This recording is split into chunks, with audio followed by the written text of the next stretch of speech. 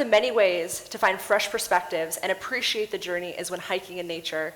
So please welcome our next speaker, junior Kathryn Forrest.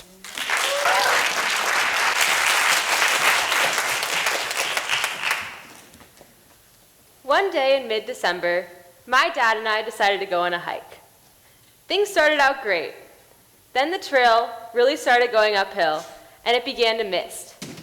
I didn't notice how hard the rain was coming down until water started dripping off my hood and onto my nose and cheeks. By this point, it was hard to see farther than 200 feet in any direction. My feet were caked with mud, and despite my dad's constant reassurance, some suspicious tracks we had seen a few minutes earlier had convinced me that a mountain lion might pop out to attack us at any moment.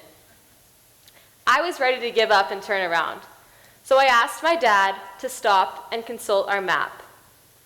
As we got our bearings, I realized that we were 7 miles into our 15-mile loop. Perfect.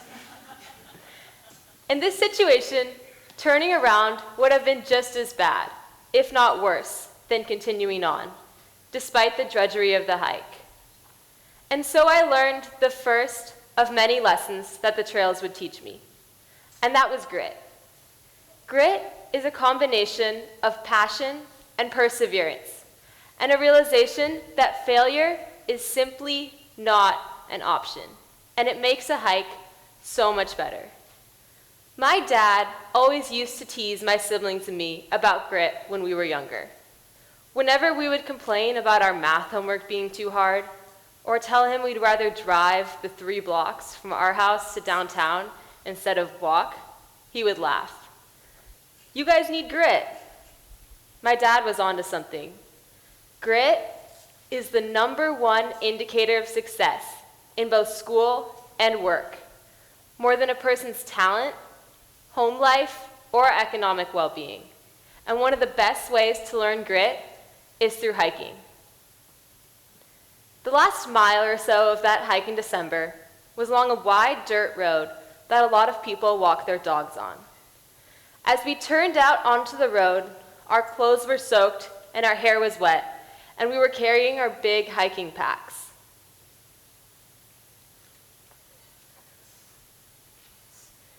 Everyone else was staring at us because we were soaked.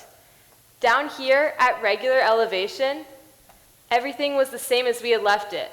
It was fairly warm, and the ground was dry. It was kind of like in a movie, when the characters have some crazy adventure, and now you're just in the last 5 minutes of the movie when they return to the real world. And everyone else is still going about their daily lives. Most people won't even give them a second glance. But the characters are transformed. They have this whole new view of their world. And now they're going to go out and live their lives this whole other way. And that's exactly how I felt when I was hiking. Sure, the trail was grueling, and I was tired and cold. But the retrospective fun, if you will. That's why I hike. I was able to look back and say, wow, this is something that I have gotten to experience that so many people will never get to. Every time is a different hike with a different experience, and that's what keeps me going.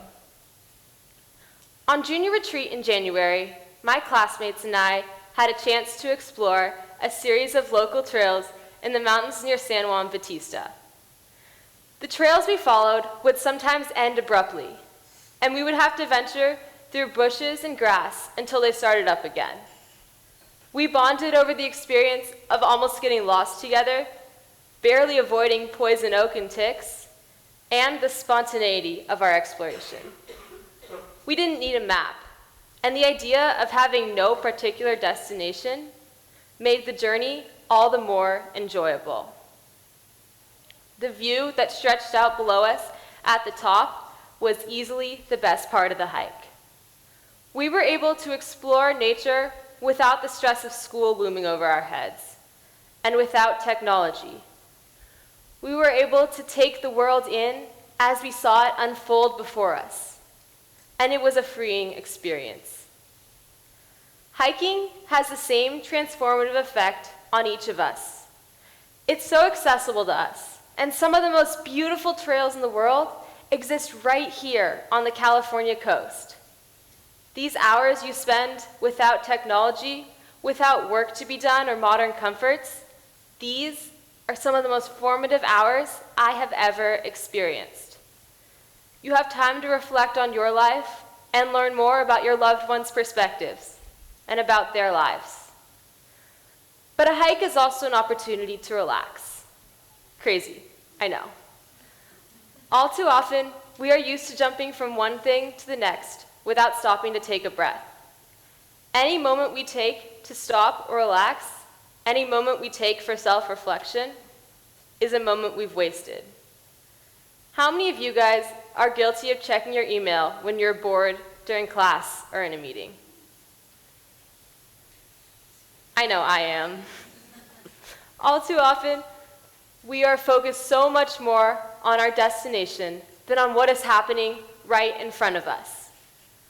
Hiking gives us an opportunity to step back and look at the world in a whole different way.